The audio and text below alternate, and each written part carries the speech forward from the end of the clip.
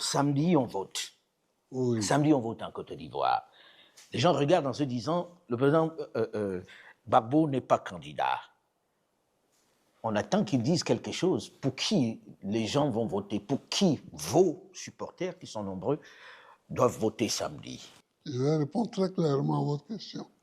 Mais je voudrais d'abord dire, ceux qui peuvent gagner les élections, enfin l'élection présidentielle du 25 octobre, ont été écartés.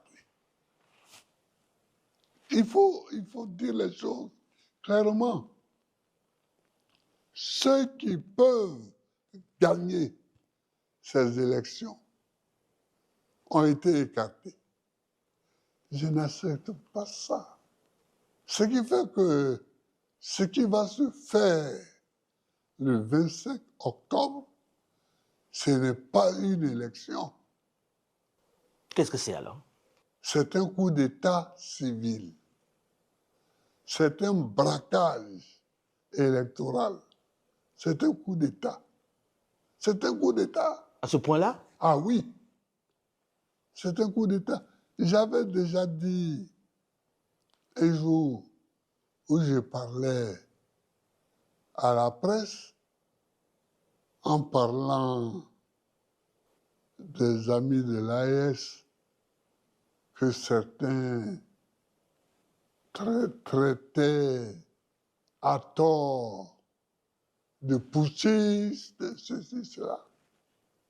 Que vous voyez en Afrique, il y a push et push. Il y a le push civil qui sont souvent à la base des pushs militaires.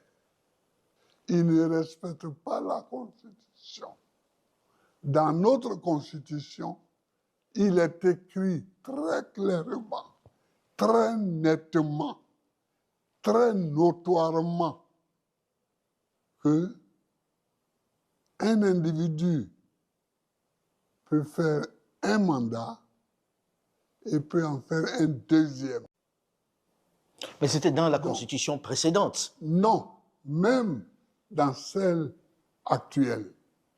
Qui annulait les deux premiers mandats. Même la Constitution actuelle, il a repris ça.